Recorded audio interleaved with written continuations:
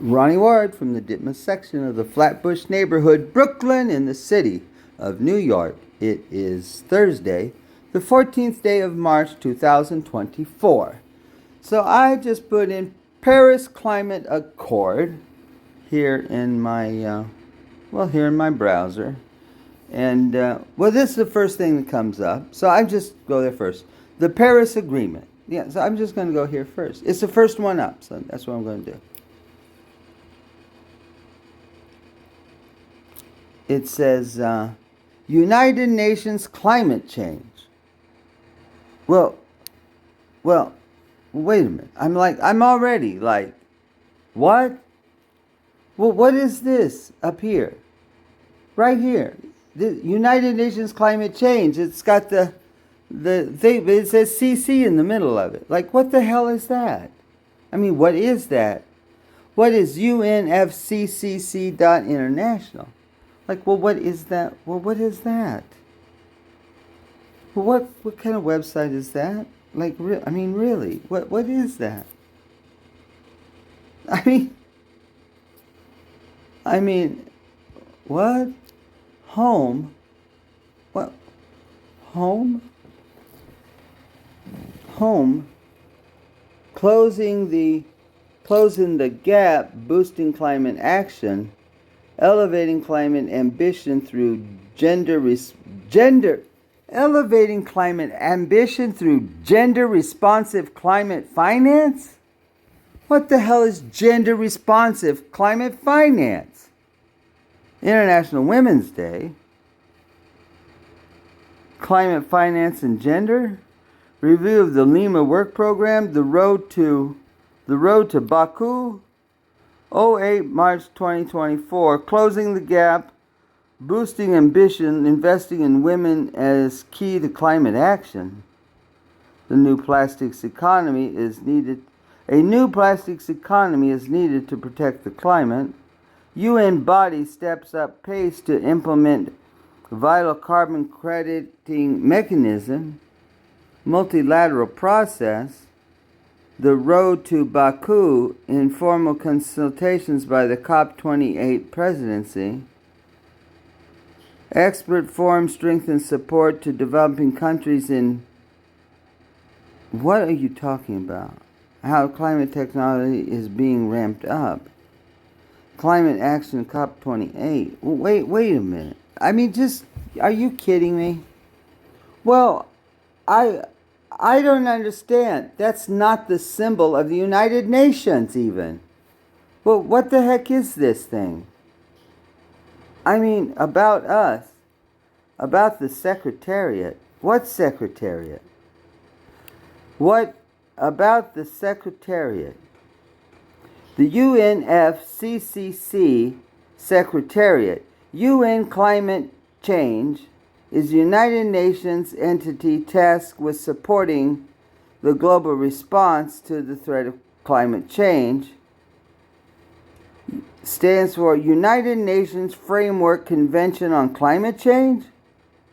The convention has near universal membership, 198 parties, and is the parent treaty of the 2015 Paris Agreement.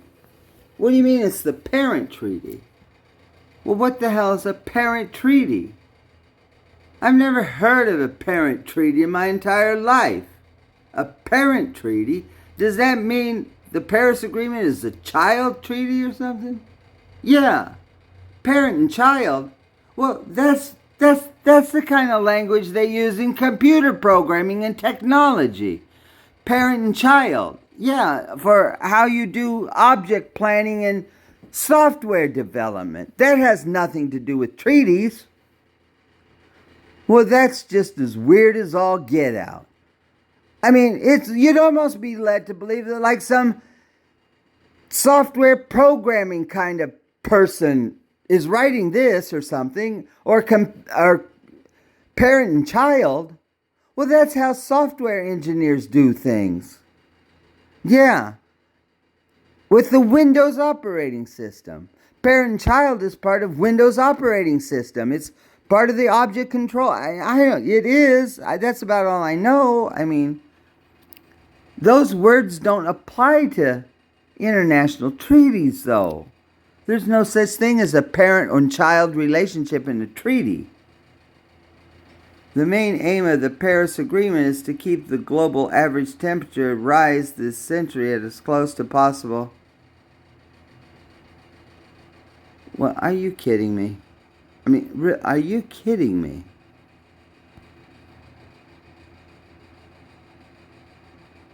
What kind of website ends in .int? INT for international? You know what? This hasn't come up yet. You know what I'm going to say right now? The United Nations doesn't have a website .int. They do not. They do not. What kind of website is that? The Paris Agreement? What is the Paris Agreement? Legally binding international UN treaty under the UN. No, it is not. It's not under this group. That's impossible. This group can have no authority of any kind. I don't even know who they are or where they're from. Well, this group has no authority. Who the heck are they? Let's find out. Oh, it's on YouTube.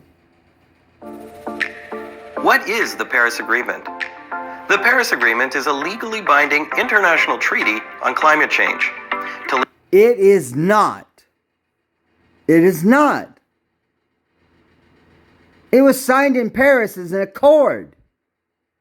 It wasn't voted on by the United Nations or passed by the Security Council. It's not a UN document. It cannot be. It was done in Paris.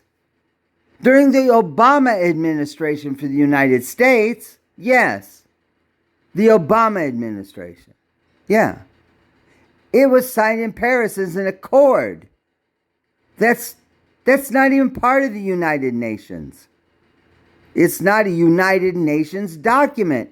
It wasn't, you know what? It would have had to pass.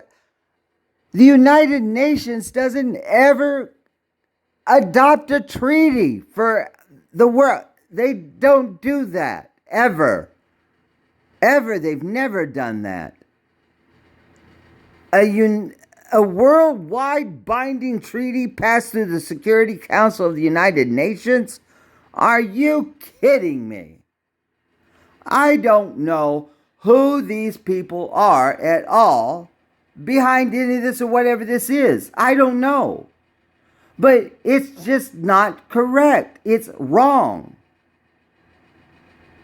They either don't have any idea what they're talking about at this website, which is probably possible because it's obviously not a United Nations website. Obviously, I don't know whose it is, but whatever it says on here has no bearing on anybody in the entire world, let alone a sovereign nation or the United Nations for that matter. You can put anything you want on a website. Just go buy one. Whatever. It doesn't matter. Who cares what you put on a website? I don't, neither does anybody else. But if you have on here United Nations, it was adopted in 1996 parties, 196 parties at the UN Climate Change Conference, COP21, in Paris, France. Well, a conference in Paris is not the United Nations or the Security Council.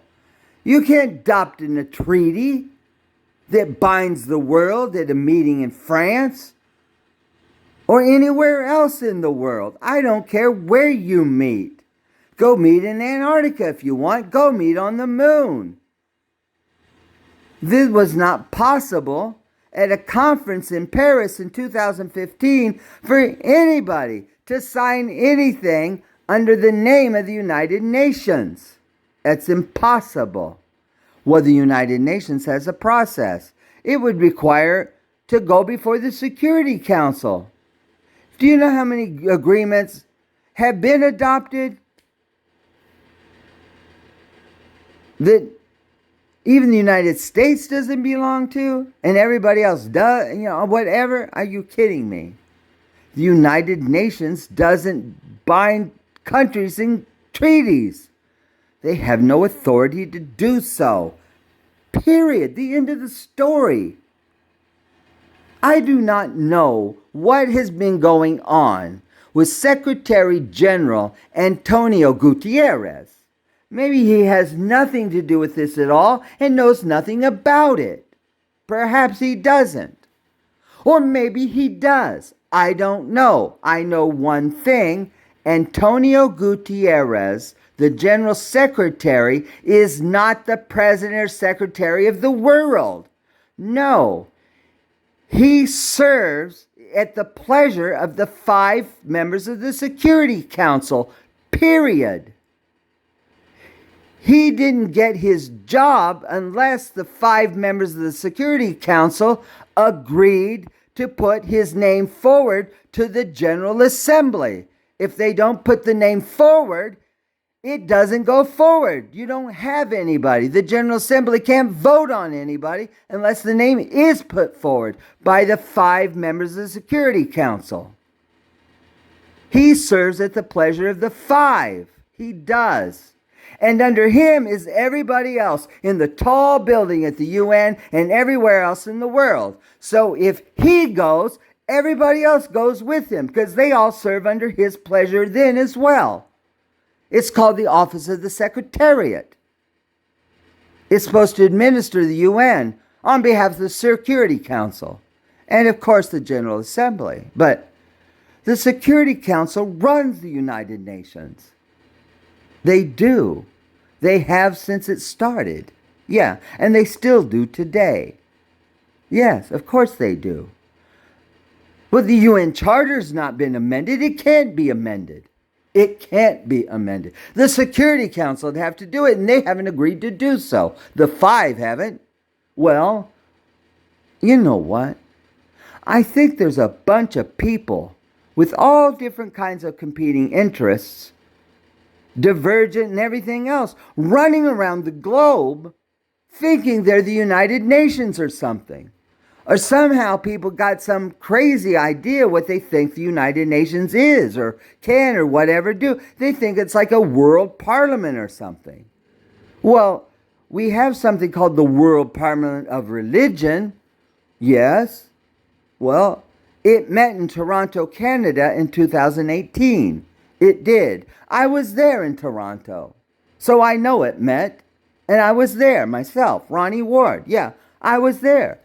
But it's not a parliament. They don't pass laws. It's just a name. It met 100 years ago or something. Are you trying to, am I getting this right in my head?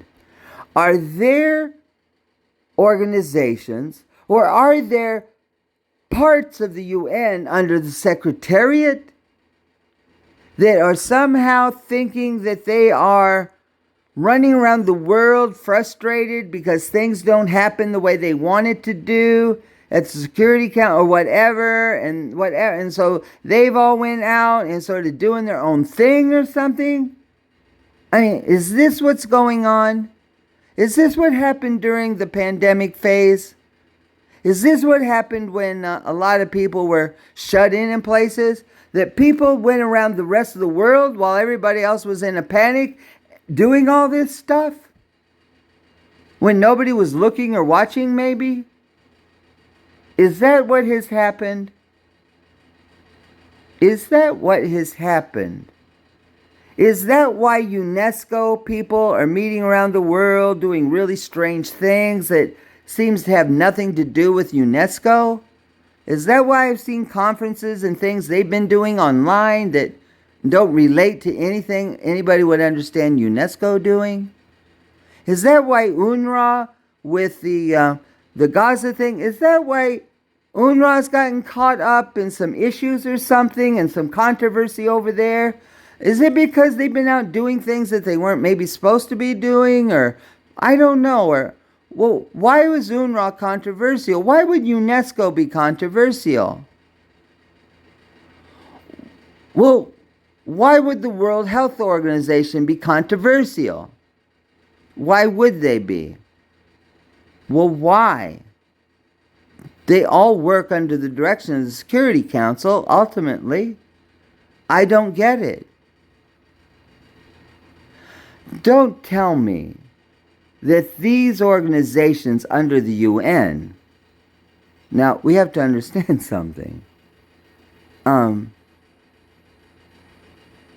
They have no legal authority anywhere in the world.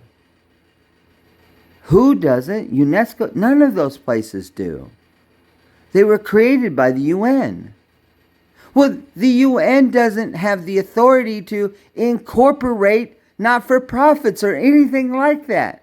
You can't get legal standing to be anything created by the UN. It's not a government. It has no sovereign authority, the UN. If you're created by the UN, well, you're under the authority of the Secretary General and the Security Council, which means you're not even a government. It's not a government.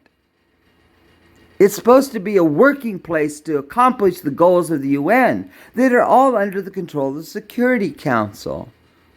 This UN can't create corporations or not-for-profits or anything. They can't issue papers or incorporate. They can't incorporate anything.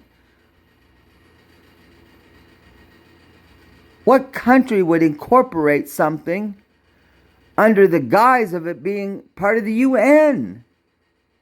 Well, how silly would that be?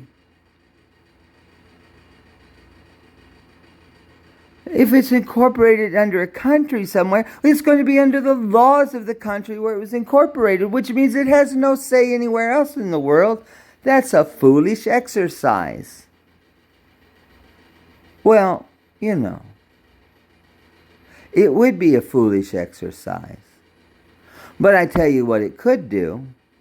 Well, I think it could be pretty easy with all the turmoil and crisis, and gosh only knows how bad it's awful things that's happened in the world. It's terrible and horrible. Humanitarian crisis after another.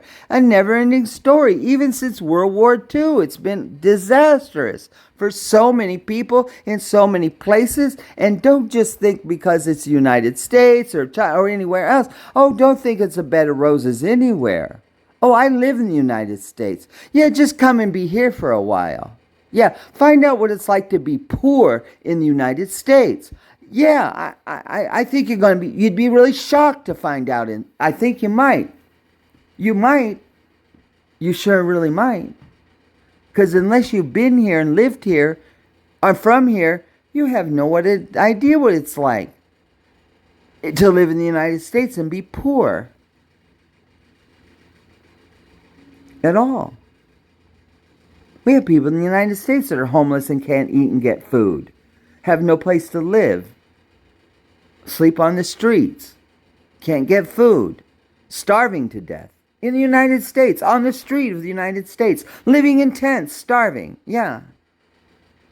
People who served in the war and honored the country and are still starving to death and sleeping and dying on the streets of the United States. I mean, I don't care to say it. People might not know that. United States, big, rich, whatever. Are you kidding me? Yeah.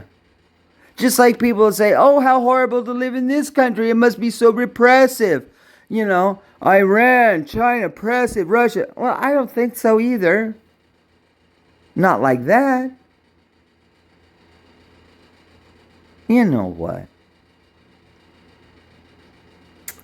It's just, instead of doing the hard work within the framework and structures that we've had since the World War II, what mostly has happened in the past 50, 60, 70 years, there seems to be lots of countries, including the United States as a big ringleader. Oh, yeah. Western Europe as well. Sure. Of course. Yes. The Western Alliance thing. Yeah. Well, boy. It seems like they've all spent a lot of time doing everything they can to just continue to do what they want to do anyway, despite the United Nations. So I can understand that. Yeah. A lot of people in the world aren't happy about that. Of course they're not. But, well, are the sovereign nations of this world that are part of the United Nations, because they've been granted into by charter, all by the charter they have, well, are these sovereign nations all going to stand by the side and just let this charade go on around the world? Allow rogue peoples or groups or little groups of countries or whatever to just abandon the UN program, or even worse, abandon it, pretend like they're still in it or something? Yeah. Well, how many countries are, how many heads of state around the world are going to stand by and let that happen? Well, you do so at your own peril, for God's sakes. If world leaders have decided that they're not happy with the United Nations, or frustrated, or and all this stuff, and any of them have said getting side agreements and all this whatever, and think they're going to whatever, you know what? That's nothing but anarchy then. Yeah. But I'll tell you this much. There's not some not-for-profit or little group or band of people anywhere in the world who could derail the order we have about the United Nations. There isn't. No business group either. No one. No money in the world could do that. That only can happen if they're heads of state with authority and power of their sovereign nation that have been involved in doing this. That's the only way it can happen. I don't care how many billions of dollars you have. You can't buy the United Nations. No, it's not. It's set up so it can't be bought. That's why there's the Security Council. It's on purpose, for a reason. And they also don't have the power to tax, and they don't have the power to raise an army either. They have no money at the United Nations unless it's given to them. They are supposed to have to go out and get money and raise it for the purposes of the UN, not private agendas. I just have this really, really, really bad feeling here that, boy, while a lot of people were suffering around the world with this virus situation, well, I think that might have just provided a whole lot of cover. Not that the virus was intentionally done for some reason. I'm not saying that, but, well, nothing like a bad situation to give an opportunity for something else to happen, right? Just opportunistic. Whatever, yeah. I'm not saying the virus was created somewhere, like they like to say here, whatever, Wuhan created here, whatever. You know what, that's just ridiculous. Yeah, like any nation would just do something on purpose that would kill lots of their own people and everybody else. I don't think so. But if something does happen, well, yeah. Well, it's really odd to me. Well, when they talk about a pandemic as well, they call it the Spanish flu. They do. Well, that was the time of World War I, I think. I don't really, whatever. But, I mean, I don't, but, well, yeah, well, I know that we didn't have a capability to do anything like that back then. That was naturally occurring. It had to be, of course. Look at the time it was. Well, it wouldn't surprise me if even then, if there's something like that spreading around, well, it might motivate some countries to go for war, perhaps. Nothing like mounting an attack during a disaster. I mean, really? Come on, let's think about it. Yeah. Well, you know what they say. I've read this. Well, they've said this, that, that when the Ottoman Empire got going and swept up, well, at the time it swept into Europe, all around the Mediterranean, well, they were suffering from a lot of disease and famine and problems and stuff. Yeah, and they were, so I've read. Yeah, well, might be the case. And so some other people came in that aren't feeling that way, and so there you go. So now the Ottomans are in there. You know, there are people in Europe and China and Africa and United States. There are people a lot of places. You know, they'd hold a grudge for hundreds of years. They would. I don't know why, but there are people around today that would still be looking to avenge something that happened 1,000 years ago. Whatever, you know. There are. But, I mean, really? In 2024. Well, boy, I tell you what. It's pretty amazing. Why is it that the Obama administration,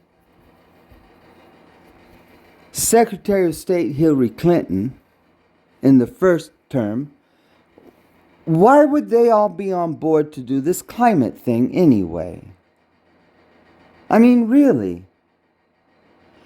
Do you know what CO2 is? Carbon dioxide. Yeah, it is. I have just an observation. Well, here in the United States, we have beverages. Yeah, they're fizzy. They are. They're fizzy because they take carbon dioxide and pressure it into the liquid. And when you open it, you're drinking carbon dioxide right through that liquid into your body. You are. CO2. It's in soda. It's what makes you burp when you drink soda. Yeah. Are they going to ban all the sodas because the CO2 in it's killing us because we're drinking it? If you go to Spanish-speaking countries, it's either syngas or gas. Syngas, meaning no gas, or the water's flat or not, and it's got fizz in it. Are they going to outlaw all the fizz and sodas everywhere? Is that killing everybody? CO2, yeah. Is that killing people? I burp it out, yeah. You shake the can up, it's all going to fizz out, yeah. It's CO2 in there. Is that killing us? I don't think CO2 is. Not CO2. There might be something else. At refineries and places, it's not CO2 though. It can't be CO2. Because I drink it all the time in soda pop. Yeah, that's why it's fizzy. Yeah. It was invented, it started at a company in United States called Pfizer. Yeah. A German company. It was here in the United States. They were one of the first people to start producing carbonated beverages, for God's sakes. They were. Whatever. Yeah. Well, lots of places had that. It came separate. You had a thing with you made beverages out of it and people drank it because of the fizz in it. It's just absolutely unbelievable that in the time of the Paris Accord, there were learned people and whatever, heads of state or whatever, that could run around the world and say CO2 is killing us. Well, I don't know what they agreed to. I don't know what they talked about in Paris in 2015 or 16. I wasn't there. I don't know. A lot of people weren't involved, obviously. But surely to goodness they weren't running around there talking about don't drink fizzy sodas. It's going to kill us. That CO2. I can't imagine that at all. How absurd would that sound? You're in Paris, France, talking about don't drink fizz in your sodas. I think they serve drinks with carbon and fizzy in France. I believe they do. Of course I think they do. Of course they do. Yeah, they do everywhere. Well, just how out of touch would that be? World leaders are gathering in Paris, France, and they've decided that no more fizzy soda to drink because the CO2 is a hazard to our health. I don't think that's what they meant, because I think corporations that make fizzy soda are still doing it, for gosh sakes. Yeah. Well, it's just incredible to me that this is the situation. That I am doing this recording right now on my cell phone in my hand and got this up here, and I have to say to myself, what is going on? That makes no sense. Like, I'm saying this? Well, why isn't somebody else saying this? I mean, what? Why not? I can't believe the conversation that's even going on. I can't even believe I'm reading this. Anytime somebody writes, the Paris Agreement is a legally binding international treaty on climate change, obviously that's a lie, because you wouldn't write it like that if you believed it. It would be people know it already. This is propaganda. This is, in case somebody ever goes to this website or whatever and sees this and say, oh, it's legally binding international treaty on climate change. Oh, that's serious, legally binding. Oh, adopted 100. See how it just boom, boom, boom? Boy, lays it out heavy, right? Heavy. Legally binding in 1996 at the COP21. Well, wait a minute. COP21? Well, whatever. On 12 December 2015, entered into force? Entered into force? Well, who wrote this?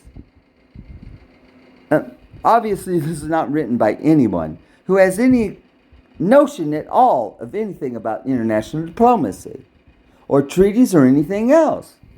I don't know who wrote this. Who knows? That's the whole problem with it. It's not an official website either of anything, let alone the United Nations. No, because do you know, it's just not. Do you know how I know it's not? Because this is not how it works at the United Nations. I mean, it just doesn't work this way. No, I know it doesn't. Because, well, when you click on another language, well, it's not a United Nations website, because if it was, their websites come in 5 languages. There's 5 languages. There is. But websites of the United Nations, you go to the website, and before you even see anything, the first thing you have to do is pick the official language. And then you see the website. But you see none of it until you pick a language. And the entire websites are standalone, completely well designed with that language for each of the languages. Not like this thing, I just switched the language and the logo didn't even change. And that's not a logo of the United Nations either. United Nations climate change? What the hell is that anyway? Well, that's a lie. I mean, this is a fake website. It is. It's not an official United Nations website at all. Of course it's not. It's just not. You know what? There's been some people or groups or whatever that seems to me have put a lot of time and energy to prop up what essentially, in my mind, is one giant worldwide Potemkin village. That's what it seems like to me, all based on technology and the internet. At a time when people were very disruptive. Maybe they didn't notice. Who knows? I don't know. Yeah. A giant worldwide Potemkin village based on technology and the fact that we hold these devices in our hand. Yeah. Nobody had been doing anything, meeting and living their life online before this happened in 2020, 2019. Yeah, nobody had done that. Nobody had ever done it. It was a difficult time for lots of people. Don't tell me that in this worldwide time of crisis and need where everything's so disruptive, don't tell me some other people came along who were really disruptors and decide to really disrupt during the disruption. No, don't tell me that. No, don't tell me that. I mean, really? Like, well, you know, what? How long can a charade go on? Really, think about it. I mean, really? Well, we have the term Potemkin village because there was a ruler somewhere off in Russian territory that built some signs, some fake things up. That's why it's called that, because that's where it happened. But everybody really knew that it was fake anyway, so I don't think they really meant for it to be. No, I mean, come on. Do we really believe that people went down a road and looked at wood things along the side of a road and said, "Oh, it's a lovely village"? Come on. I don't even know how true that story is. But that's where it comes from. Well, my goodness. It'd be pretty hard to do it if it was going down the road. Pretty easy to do if all of a sudden people are online. I know this. When I first went online, there wasn't anybody who knew what to do. Nowhere. Of course not. Not at all. Yeah. Of course not. Nobody even knew who Zoom was or any of these other apps or anything else. No, they didn't. Of course not. Nobody had used any of it before. They hadn't. No. Except for Microsoft or perhaps Google. Well, Microsoft has had Skype and other. They've had ways to work together remotely for a long time, of course. The whole Windows architecture for client and servers for distributing, software across an enterprise. Well, they were the pioneers of that. Well, not the first ones to do it, but mass marketed it. All these tech companies all around the world, in China too. I mean, really, they all have expertise in this kind of stuff, but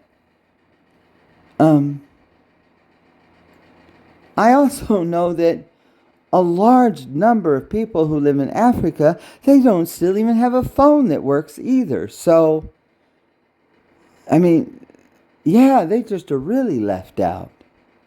And maybe in India and South America, there are people in the United States that don't have access to the internet either. There's several, especially if you're poor and rural. Yeah, and don't have an education. Of course there are. Or you're older or senior and don't have any money or whatever. Yeah. There's a lot of people like that all around the world. Well, you know what? this is at 40 minutes, and I think the point's really clear here. I mean, just, yeah, this makes, this website right here, this just makes no sense. Not only does it make no sense, it's actually an affront. It's an affront to everyone who lost their lives and fought, and the struggle and sacrifices that all happened over the several years of what we call World War II. Well, we call it World War II because, well, World War I wasn't called World War I. No, because it was just called the Great War at that time. When it happened, yeah. That's what it was, the Great War. That's what they called it. Yeah, but 20 years later, there was another Great War, and they're like, well, we can't, that was the Great War, so, well, this isn't the Great War, so they said, well, we'll call this World War II, and we'll go back name the Great War, and we'll call it World War I. Yeah, well, that's how we got 1 and 2, yeah. Yeah, that's how we got it, sort of, yeah. We had the League of Nations that was a disaster, that collapsed, yeah, it did. Well, Woodrow Wilson was one from the United States who was sort of really pushing that idea, but, well, Europe wasn't going to have that at the time. No, that was over in Paris. No, that wasn't going to work at all anyway, but anyway, it was an effort. They did, It was different, though, for World War II, though. That's a whole different thing. Well, yeah, it sure was. It was a different thing. Yeah. Well, the industrial might that the United States brought to bore, because we weren't all that industrial either. No, not really. They turned up the industrial machine here to do what? Supply arms and weapons and things to people in the rest of the world who needed it. Yeah, that's right. Yes, of course. Okay, fine. Well, how many times do people want to try to change the world order around? I mean, really? It's just incredible for me to be thinking that there are individuals who are elected and chosen by their people in their countries, and somehow these elected people are sort of, what? Don't know what's going on at all in the world or something? I mean, I that's incredibly sounding. That's just too, I'd be way too naive and really to even begin to keep such a thought in my head. I would have to be. I think there's a lot of other people in the world too who are like, that don't work anymore. Because I have a piece of technology. There's lots of people communicating all around the world all the time. The governments have no idea that people are communicating or sharing information or whatever. Well, yeah. How long do you think you can keep control of the people because you control the information? Well, that worked really good for a long time, but well, not after 2007 or 10 or so, not in the past 10 years. No. But it takes leaders of government a while to get with the program, if you will, because they have a lot of things they have to think about besides that and whatever. Yeah. But there's other people, the global citizens. There's a lot of things going on too. Wouldn't be easy to keep an eye on, really. Well, it's sort of an interesting thing, isn't it? Well, there's one thing I know. I don't think the United Nations has been dissolved. I don't think so. I doubt it. I don't think so. It couldn't be. So they just have to meet. That's all it takes. I mean, gosh. Yeah. It's really sort of funny in a way, because it is funny. Because it would be the largest attempted, I don't know, flim-flam Ponzi scheme kind of joke of the world. I mean, it would actually be that. I mean, it would be like, oh my gosh, that was so funny. Like, really? It's too serious, though. Oh well, Ronnie Ward from the Ditmas section of the Flatbush neighborhood, Brooklyn, in the city of New York. And let's see what this little video has to say here at the end. Credit, UNFCCC. Well, I'm glad they're claiming credit for whoever that is.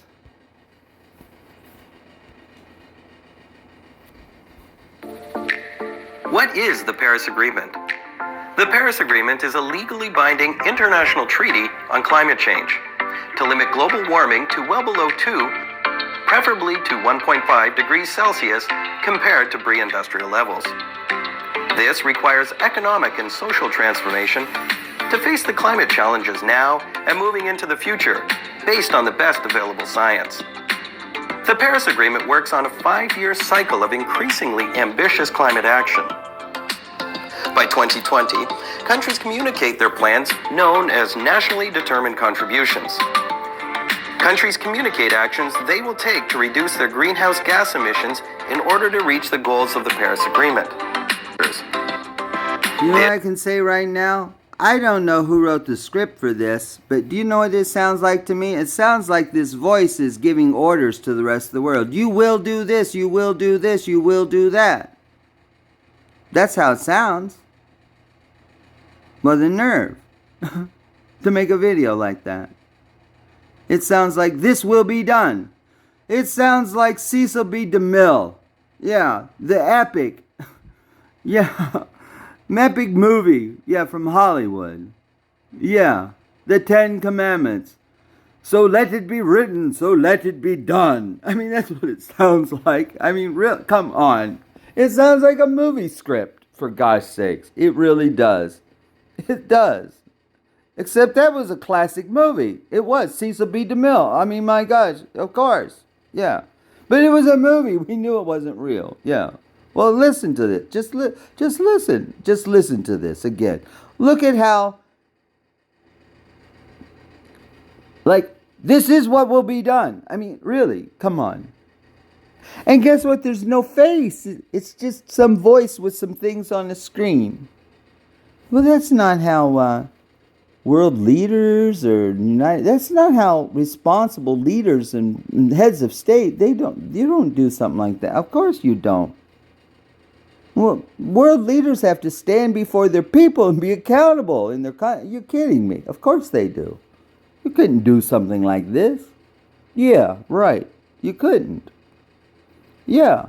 Well, just ask some of the folks in Europe about all these farmers and people that's been showing up in places. I don't know. I read about it.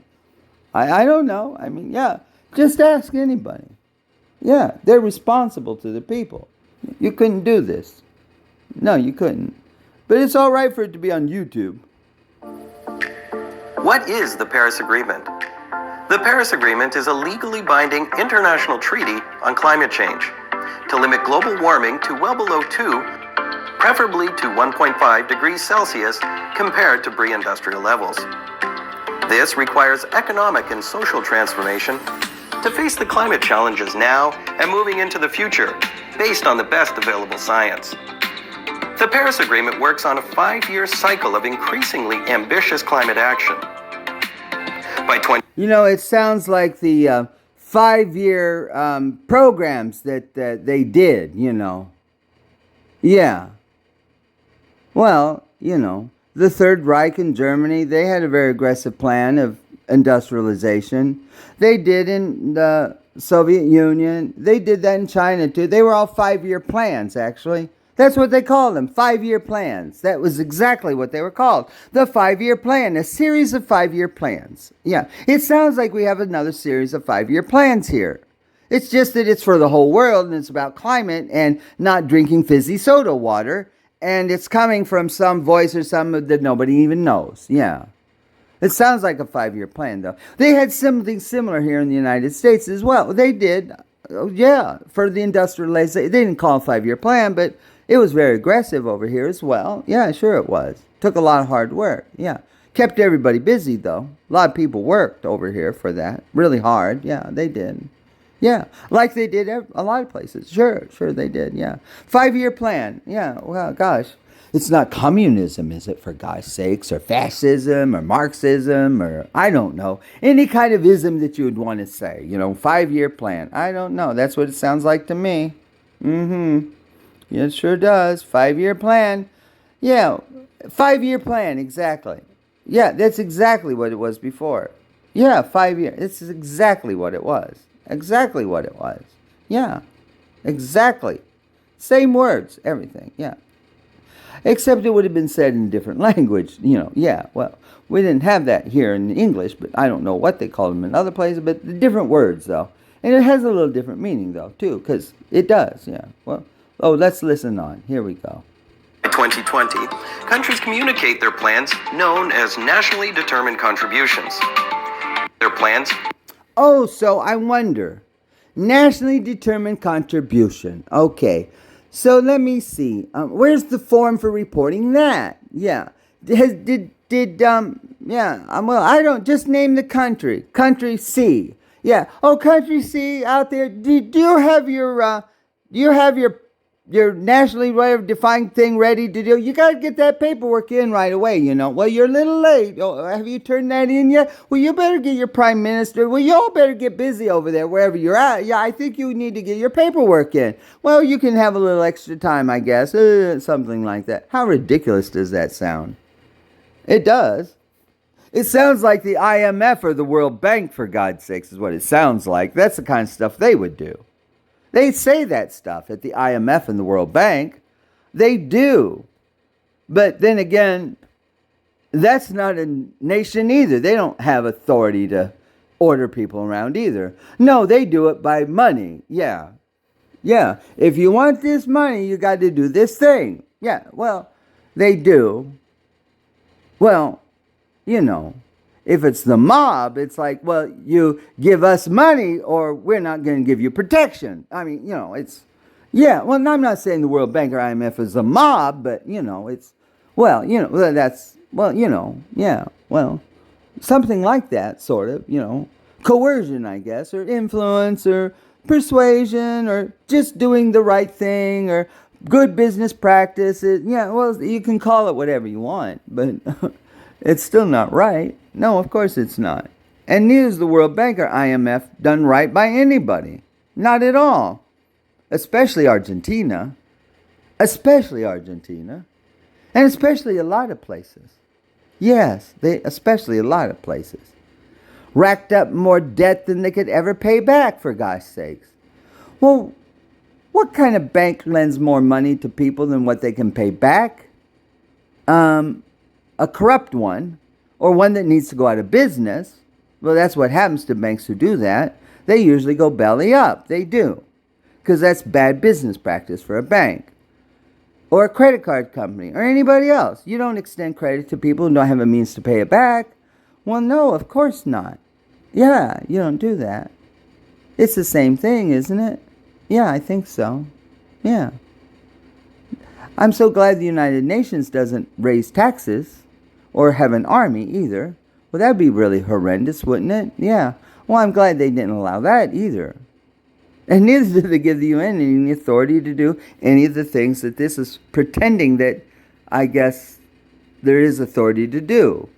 I know that. So do lots of people in the world. Yeah. A lot of people. Lots of people. Yeah. Professional diplomat. There's a lot of people. Yeah, there are. There really are a lot. Yes, exactly. I'm just making this video. I'm sure other people have done similar things too. Whatever. I mean, I'm not special. No, I'm not. I don't have secret knowledge. No secret sauce here, Hold the pickles, hold the lettuce. No, whatever. Your order's not. Yeah, no, yeah. No such thing. Here we go again. Let's go back to the beginning. I'm just a little taken by the whole thing. What is the Paris Agreement? The Paris Agreement is a legally binding international treaty on climate change to limit global warming to well below 2, preferably to 1.5 degrees Celsius compared to pre-industrial levels. This requires economic and social transformation to face the climate challenges now and moving into the future based on the best available science. The Paris Agreement works on a 5-year cycle of increasingly ambitious climate action. By 2020, countries communicate their plans known as nationally determined contributions. Countries communicate actions they will take to reduce their greenhouse gas emissions in order to reach the goals of the Paris Agreement. Increasingly ambitious climate action. By 2020, countries communicate their plans known as nationally determined contributions. Countries communicate actions. Well, that's funny, you know. Well, that's the symbol they have there. Well, that's the symbol that would be the cooling towers for a nuclear power plant. Yeah, well, that's what that image is. That's cooling towers for a nuclear power plant. Well, that's clean energy anyway. Well, why would that kind of an image be on there? Power plants don't make polluting emissions into the air, but that's what that is. Those stacks, that's cooling towers for a nuclear power plant. That's exactly what they are. Yeah, of course they are.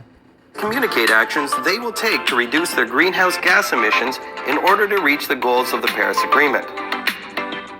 Countries also communicate actions they will take to build resilience to adapt to the impacts of rising temperatures. This may include information on adaptation and finance flows. The Paris Agreement also provides a framework for financial, technical, and capacity building support to those countries who need it. Starting in 2024, countries report... Where's that money coming from? For the whole world? Where's the money coming from for that? How's that being paid for? Well, who has a bunch of gold doubloons sitting around somewhere that they're going to pass out to fund that thing? Who's paying for that? Well, where's that money coming from? It just said that they're going to have these financing things, didn't it? It did. That's what it said. And isn't that a pretty little thermometer there? Yeah, it doesn't even have any markings on it, so you know. Yeah, it looks like one of those silly fundraising things that you used to do for a bake sale. You know, you put a thermometer and, whatever, you color it in. That's about what it looks like. Yeah, it's sort of like that. They will take to reduce their greenhouse gas emissions in order to reach the goals of the Paris Agreement. Countries also communicate actions they will take to build resilience to adapt to the impacts of rising temperatures. This may include information on adaptation and finance flows. The Paris Agreement also provides a framework for financial, technical, and capacity. Oh, financial, technical, and capacity building. Oh, that's the international symbol for a bank. Yeah, the column, that's a bank. That's what that symbol means, a bank. Yeah. So there's a bank somewhere. It's got a big pot full of money to hand out to help with all this stuff. I only know of 2 banks that exist right now. That's the World Bank and IMF. Yeah. I hope they're not involved with this in somehow. Either one of them or both together. That'd be pretty stunning, wouldn't it? Wouldn't that be stunning? That would be quite incredible, I think. Yeah, one way to put a total end to the World Bank and IMF, right? Just blow themselves up. Literally, by being involved in anything like this. That sure would do it once and for all, I think. It would. So maybe they're really not. Maybe this is just propaganda to embarrass them somehow. It might be. I don't know. I'm not saying one way or the other. I'm just saying, look at the possibilities. Yeah. I know this is very simplistic looking. Yeah. It's almost like a high school person could do this on a project or something. Almost, really. I know they could. This, sure, yeah. Maybe in a better job, because they have a grade that depends on it and they want to do well. I think a high school person could even do better work than this graphic. I think so. I know so. I've seen more talented high school age students do more incredible things than this.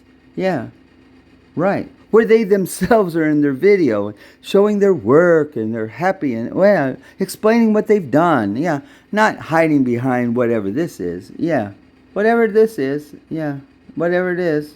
Capacity building support to those countries who need it. Starting in 2024, plans...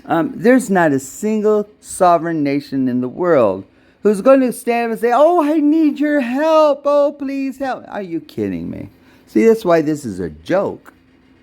because not a nation in the world did sign up for that. Yeah, I watched the last COP happen over there. Yeah, you know what? None of this was mentioned there. They no presentation of this. Not they walked away there with no agreements of any kind that none was reported out. Not a single agreement on anything. None. And they didn't mention this legally binding international treaty on climate change and all that. No, that didn't come out of there either. No. There's a lot of countries that didn't even show up or send anybody. Yeah. They sure didn't. Because it wasn't necessary. Because they're not obligated to go. Because they're a sovereign nation.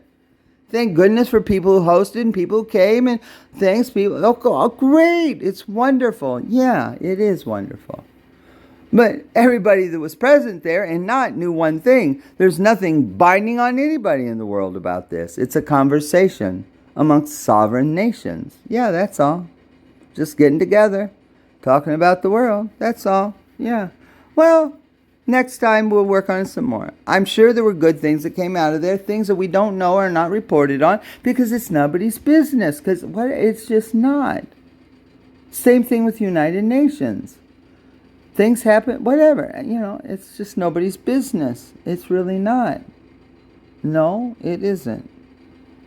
It's not up to the United Nations to be, I don't know, issuing edicts or things. It's not, they don't have that authority either. That's why there's nobody from the United Nations pictured here saying anything either. Because they can't do that, and they know that. Not that I know any idea where this comes from, but anyway, it's entertaining anyway.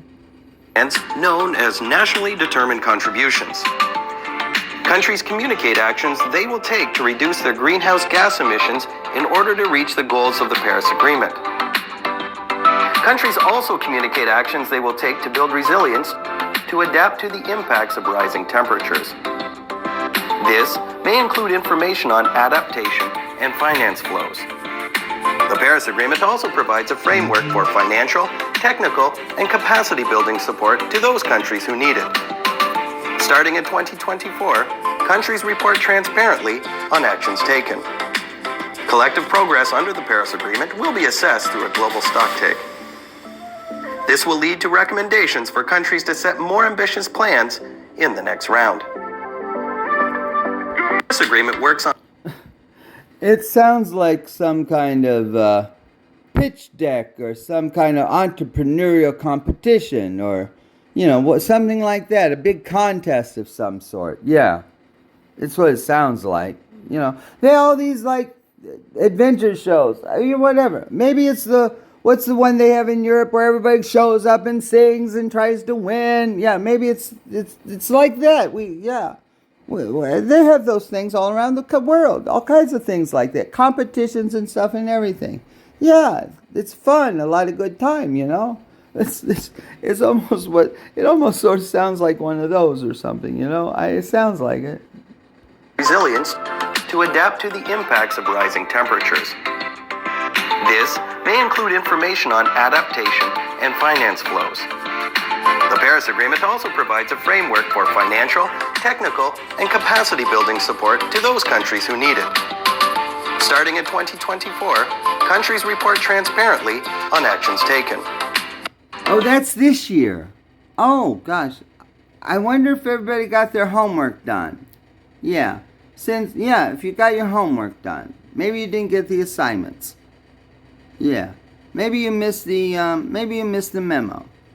Countries also communicate actions they will take to build resilience to adapt to the impacts of rising temperatures. This may include information on adaptation and finance flows.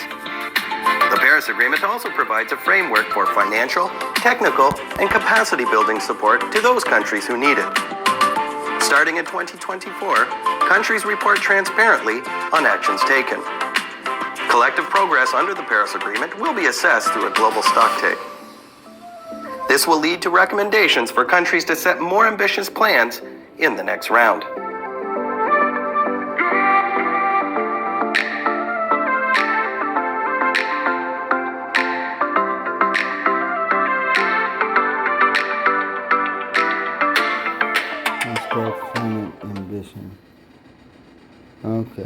So let's check it out. Here we go.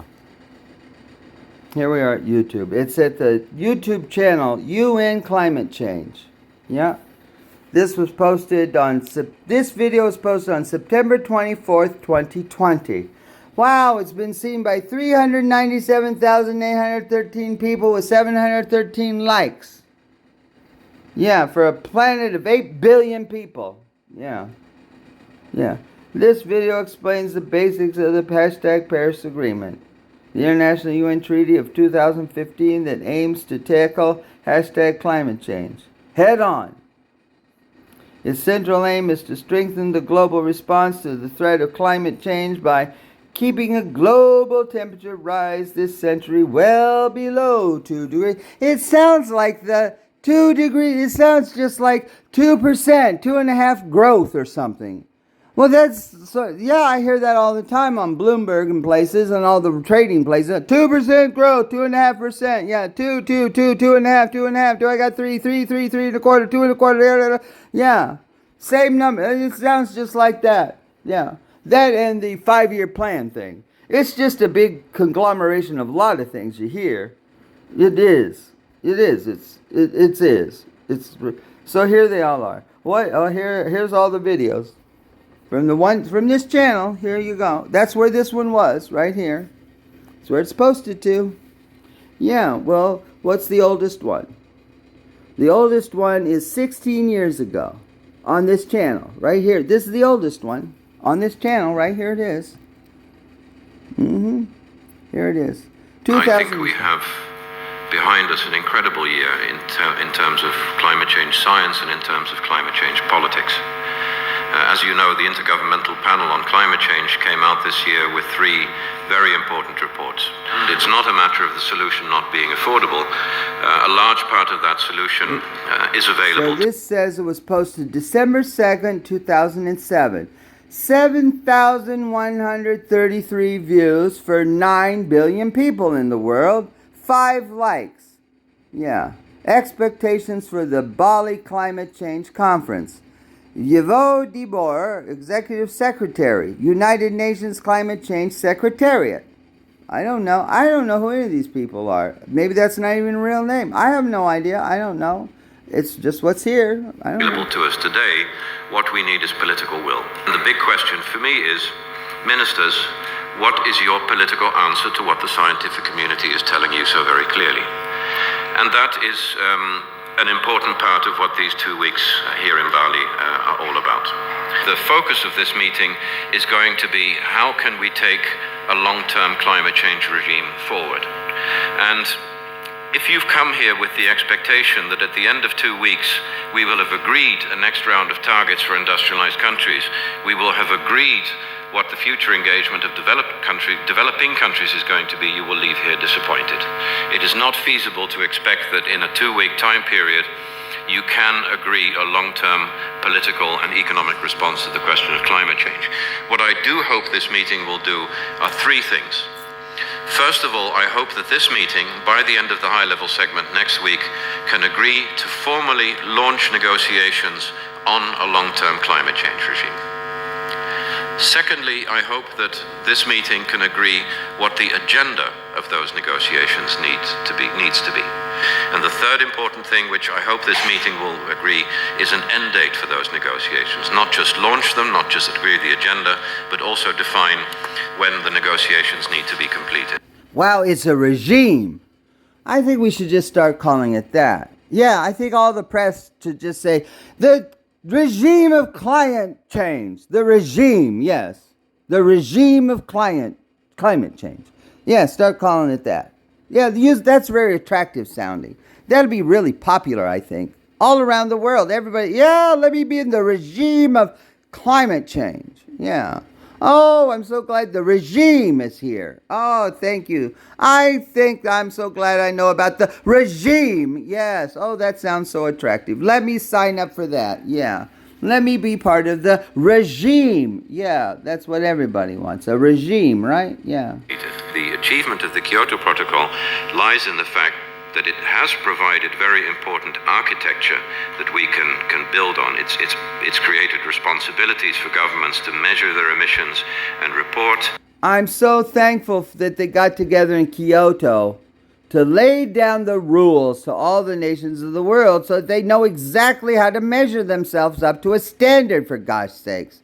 That's awesome, isn't it? Yeah, it's great. That's fantastic. Nothing like some standards from a regime. Yeah, get it done. You got to know what you're doing. Got to have direction, architecture. Yeah. It's created opportunities for countries to prepare to adapt to the impacts of climate change. It's provided capacity building facilities, but it's also created a carbon market which at the moment is worth $30 billion per year. And I think that is... Oh, a market.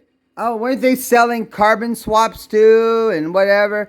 Yeah, climate change. Yeah. Well, I still pollute, but I buy trees and whatever, offsets. Yeah, just swapping things around that actually doesn't have anything to do with making the planet a better place. No, I still pollute, but I somehow swap something for something. Yeah, it sounds like just trading swaps on the derivative market. That's what it sounds like.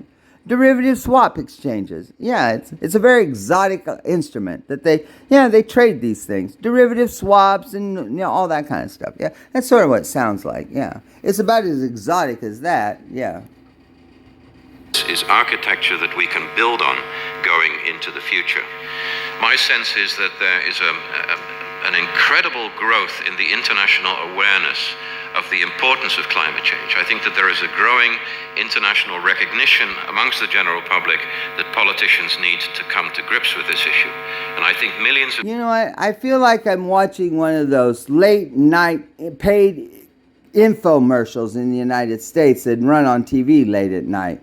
Yeah, that's what I feel like I'm watching. And this is how you do the done, and you buy here, and you 3 things, and you buy now, and you give this, and you get the book and the thing, and that's what I feel like I'm watching. I mean, it's what I feel like I'm watching. I have no idea who this. I don't know anything about this except what it says right here. It might not have even been on December 2nd. Who knows? I don't know. I have no idea. I have no idea. I'm just watching it right now for the first time. Millions of people around the world, mainly through you, will be focusing their attention on what is going to be the response of the politicians to that very clear message given to them by the scientific community. Thank you. Oh, so I see. So the scientific community is going to be giving very specific directions and things to the politician people, and then these people are going to be looking to see what the reaction of the politician people are to what the science people say, and we're going to be keeping an eye on this and make sure it works out right. Yeah. These young people in the audience. Yeah, that was their marching orders. Yeah. The scientists are going to give the thing, the politicians are going to react, and you're going to see how they react. Yeah, we got a thing going here. Yeah, a triangulation deal. And I'm sitting here and we're laying this all out. Ever who that is, I don't know. Whatever, I don't know who it is. I don't know who it is. I couldn't tell you who it is. I have no idea. I don't. But there's more. There's more than that. Well, here's the last one. It was 8 days ago. So that was the very first one on the list. Way, way down here. Way down. It's all the way down here at the bottom. This goes all the way back. They're all in order that were posted to this channel. They could have all been posted up yesterday as far as I know, and the dates are just plugged. I have no idea. How would I know? I have no idea. All I can say is what is presented here. That's it. Yeah. It goes way back though. It just keeps, there's a lot. Oh, there's a lot of them. There's a lot of them. I'm not stopping on any of them. I'm just going back to scan through it. Just to see, just to be all the way at the bottom. Yeah, well, I'm not here to look at all this stuff. I'm only here because I stumbled upon this thing. I put in, I just did a search, Paris climate, whatever. Well, it was the first thing up, practically. I just clicked on it, that's all. Yeah. Well, that's what happens at these websites. Yeah, you put in some words and it goes out and finds whatever the most relevant, most clicked on whatever thing is or something. Yeah, that's how it got there. Well, these must be, I don't know. That's how it works. I don't know. Anyway, Yeah, well, so anyway, so that was the one we just did. Way down here at the bottom, 16 years ago. Well, then this one here is way up here at the top. Yeah, they even have the little slider, so you slide that up because there's so many. Yeah, there's a lot of them. I don't know. It tells you somewhere how many there are. So let's see what the most recent one to here is. Well, that is 8 days ago. Yep, here's the one from 8 days ago. Yep. Okay, so Youth for Capacity Voices. Messages from the Regional Climate Weeks. March 5th, 2024. 158 views for 9 billion people on the planet. 11 likes, yes. Explore the insights shared by Youth for Capacity Voices during the 2023 Regional Climate Weeks, shedding light on the role of capacity building in facilitating youth engagement within a just transition, policy-making processes, and community-led climate action. Okay, that's what it says. The UNFCCC Secretariat, UN Climate Change, is the United Nations entity tasked with supporting the global response to the threat of climate change. UNFCCC stands for United Nations Framework Convention on Climate Change. The convention has near universal membership, 198 parties, and is the parent treaty of the 2015 Paris Agreement. The main aim of the Paris Agreement is to keep the global average temperature rise this century as close as possible to 1.5 degrees Celsius above pre-industrial levels. The UNFCCC is also the parent treaty of the 1997 Kyoto Protocol. The ultimate objective of all three agreements under the UNFCCC is to stabilize greenhouse gases. Yeah, CO2, they say. You know, the fizzy stuff you drink in soda and makes you belch. Yeah, right. Get it stabilized, yes. Beware your soda, no more of that. It's probably going to be outlawed around the whole world. If it hasn't been already, it might be. Look out. No more fizzy soda. Not allowed. Gas concentrations in the atmosphere at a level that will prevent dangerous human interference with the climate system. Dangerous human interference with the climate system. Well, I tell you what. In a time frame which allows ecosystems to adapt naturally and enables sustainable development. So it's like a mashup of the SGDs and it's just a mashup. The monster mash, they're going to mash it up. Well, you know, hey, I speak English. I'm from the United States, so these are the only reference I know. People in other places have different references, but anyway, those are mine. Well, that's just me. Well, whatever. Hashtag UN climate change. Okay, well, the nice thing about a hashtag is, well, they're all programmed in. I click there and it's going to pick out a lot of these hashtags all over the place. Yeah, well, anyway, I'm not doing that right now. This is 5 minutes.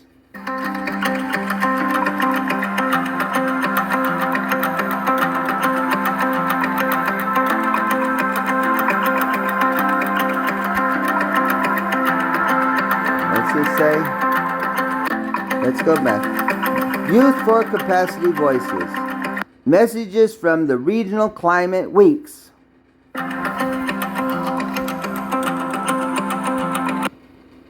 The energy transition embodies more than a mere change in energy.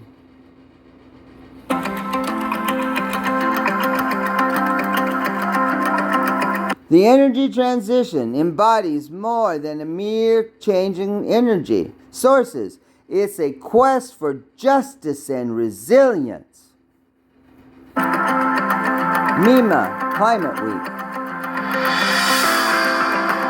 Scientists, educators, advocates are shaping a sustainable future.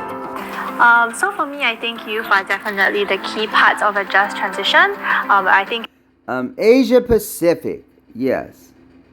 Yep, Asia Pacific region. We look at, in the next 10, 20 years, it will be youth who will be impacted by climate change, and we need to be part of this transition. Los jóvenes nos caracterizamos So por that's what we innovación, need. We need adults going out and speaking to youth saying, we're doing this now for you in 20 years so that you'll have a good way of life. So yes, sacrifice now to have a better life in 20 years. We're adults talking to youth.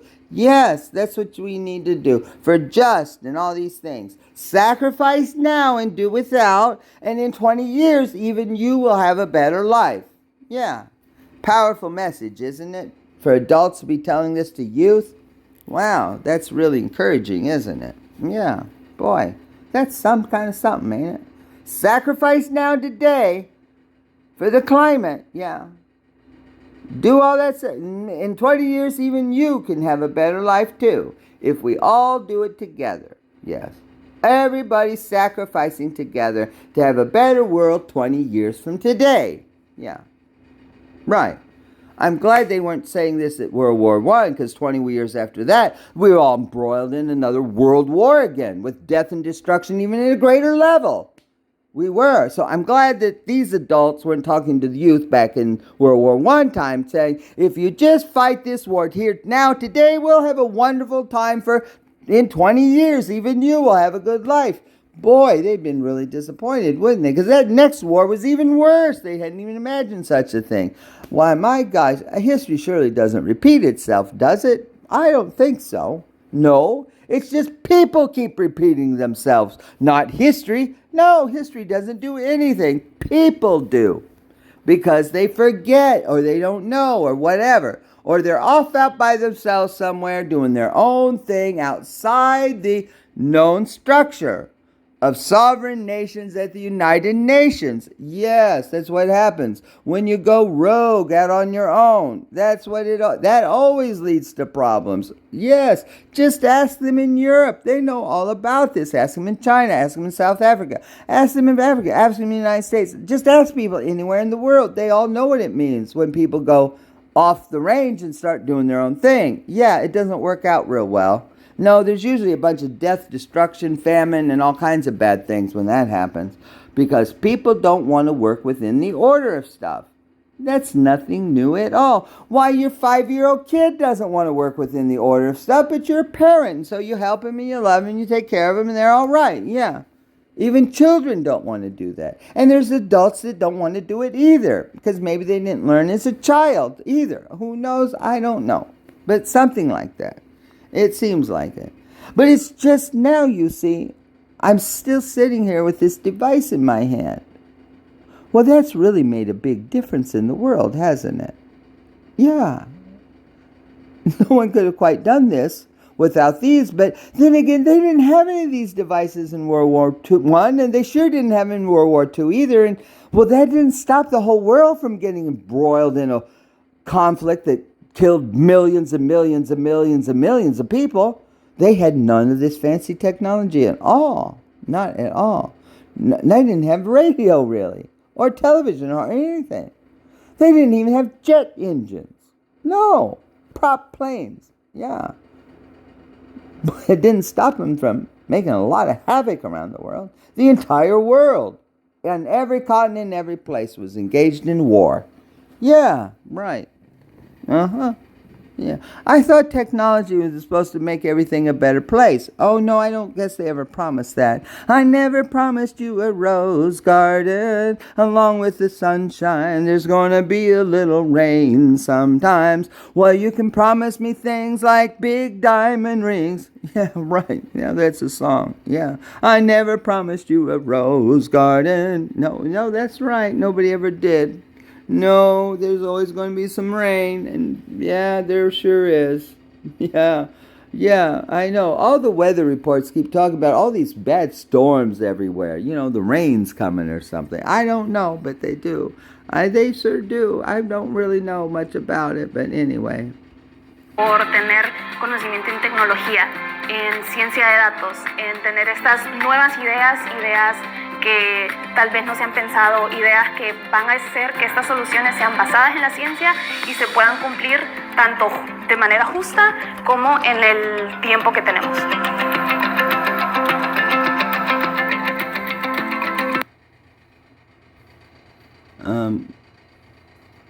Well, it's really hard to read. It's so tiny, I can't really see it, that's how important it is.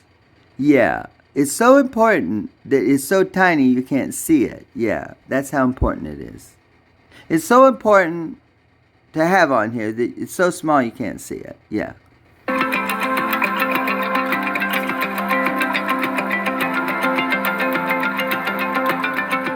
I think the power of influence and the power of actively informing decision making at the very, very local level up to national level, it has so much potential in making young people feel like their voices are being heard and they are being trusted as has the potential for young people to feel like their voice is being heard, you see.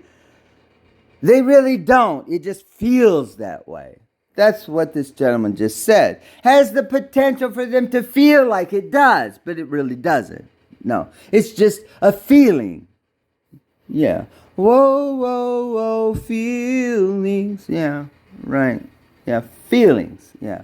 as equal stakeholders in delivering action. And we have the ideas, we have the skills, we have... There's the stakeholder language too. The civil society, the stakeholders, yes. Well, yeah, that leaves out nation states and sovereigns and heads of states and prime ministers and foreign ministers and ambassadors, doesn't it? Yeah, they don't have a role in this regime. No, civil society does. Stakeholders do. Yeah, not heads of state or prime ministers or ambassadors. No, they're not included in this regime. No, it's not. It's civil society. Yeah, that's who it is. Well, the United Nations doesn't have a role in the civil society either. No, the civil society is the society of the whole world. Yeah, the civil society and the stakeholders, who are all unelected people, are the ones who are running the regime. Yes, yeah. The regime of the stakeholders in the civic society, civil society. Just look it up. It's everywhere. Yeah, it is. Civil society. The stakeholders, the civil society. It's everywhere. All over the internet. I hear it and read it all the time. Yeah, I do. I'm like, okay, well, I got it now. Oh, I'm real clear. I'm real clear about it. Yeah, just spend some time figuring out when things became civil society and stakeholder language. That's not real hard to do. You can probably find it. I'm not looking that up, but yeah, that's it. The civil society. Yeah. Civil society. I'm not sure even what that really is. I think that's why the word's the way it is. It doesn't have any meaning. So it can be whatever anybody's talking about it can mean. So nobody would be really too concerned about even seeing it somewhere. Oh, civil society. Oh, a stakeholder. Oh, okay. All right. Whatever. Fine. Oh, no. That's a threat to sovereignty. The nation state. You're a head of state. A prime minister. You don't want civil society running your country. You want your people to run it according to your constitution and your heads of state, because that's what their job is. Well, you're being replaced by the civil society and the stakeholders. Of course. Yeah. Exactly. Yeah, it's a regime. We have the energies to find solutions for these challenges.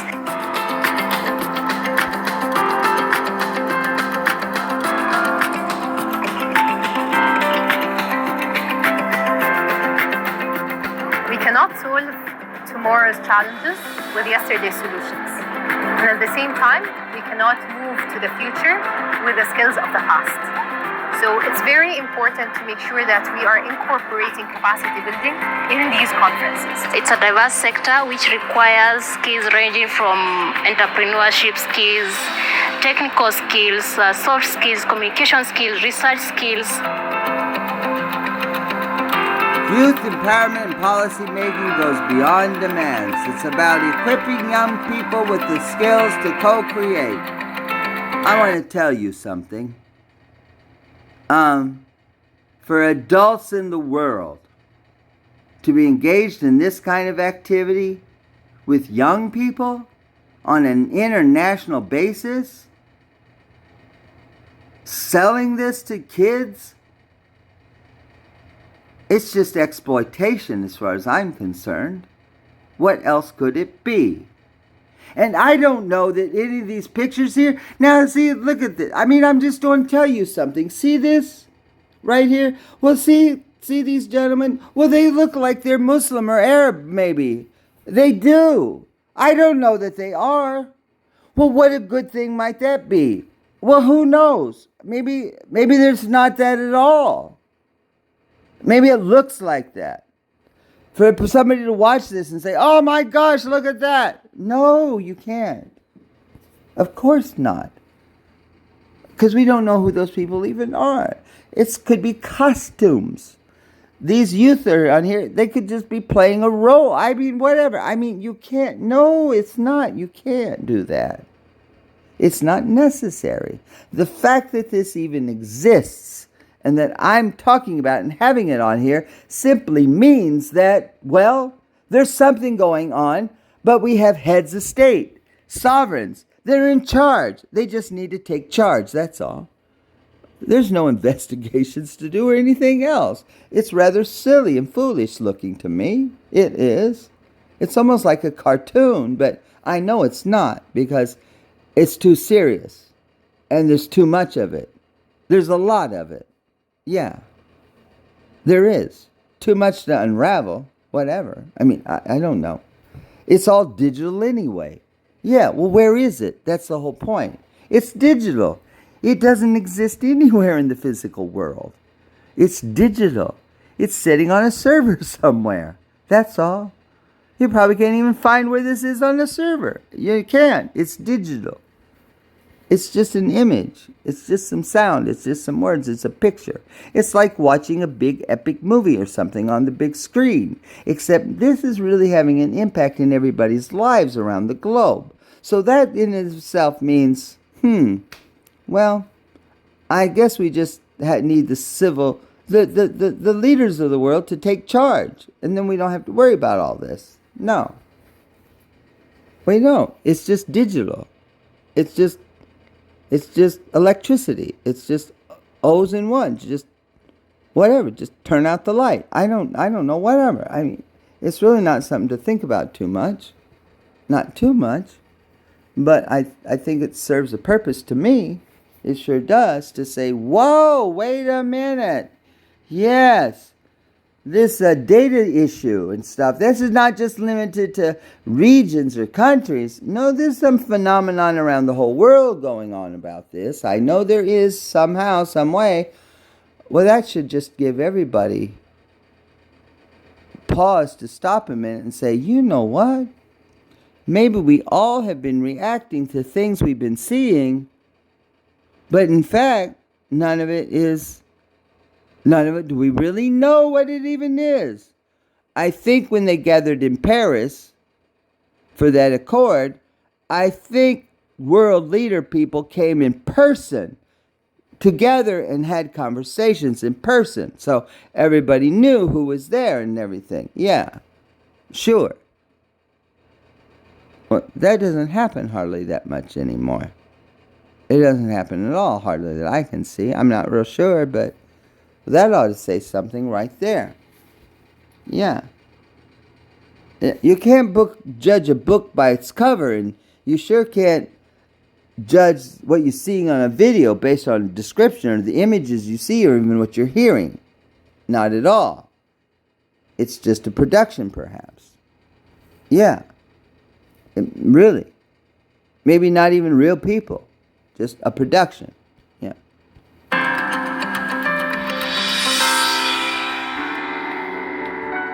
advocacy and engagement for the youth, creating a meaningful engagement in the policy-making process is critically important to ensure that the voices of youth are heard and what we are trying to push is on the table. There's been a lot of talk about youth inclusion in the UNFCCC process, but I think the next step after that should be capacity building. I believe youth are the main driver for the change, and programs such Youth for Capacity is meaningful to build the capacity of the youth and to create a bridging when it comes to the skills and development of youth. Youth-led community initiatives drive climate action. Empowering communities unleashes local potential. It's only so far you can go as an individual, but as part of a network, as part of a coalition with other young people, it's easier to enhance and influence policy and best express our youth demands. Yes, in each country have different climate issues, but when we are in a region, we have mutual issues. We're trying our best to unify everything we have, all the issues, so we can make unified demands as well. So we are not separate, but we work as a collective. I mean, these are young people talking here. They're not familiar with the world at all. Whatever. I don't even know, you know? I really don't know. I mean, what kind of adults, how does this happen like this? Think about it. I don't know. I mean, really?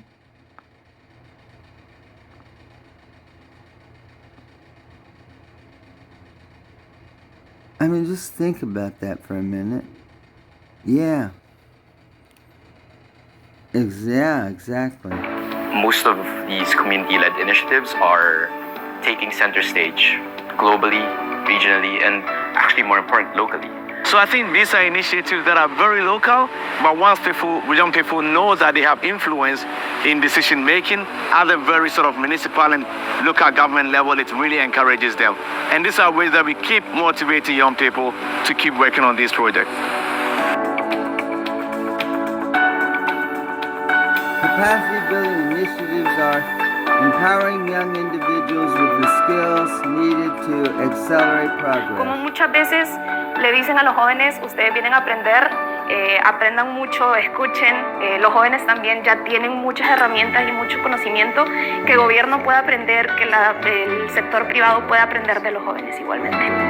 It can be quite overwhelming to be in climate diplomacy spaces, but it is very important to hold your ground, to be with people who support you, and there is a lot of love and belongingness between youth, which is extremely wonderful to see.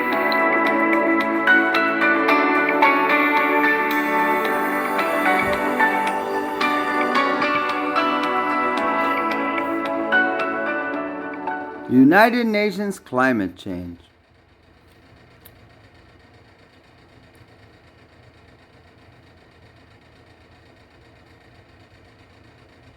Eight days ago, it's March 14th, 2024, so this was posted 8 days ago.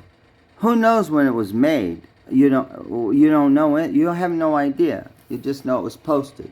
You don't even know if the date is correct on here. This YouTube page could be manipulated. It very well might be. Even the dates of when it's posted might not be the actual date it was posted. No, because it seems like it's different now. It doesn't look like the way it's always looked. Even how it's listed. No, it doesn't look the same. I've used YouTube a lot, okay? It just doesn't even look the same. It's not even arranged the same. It's different. It is different.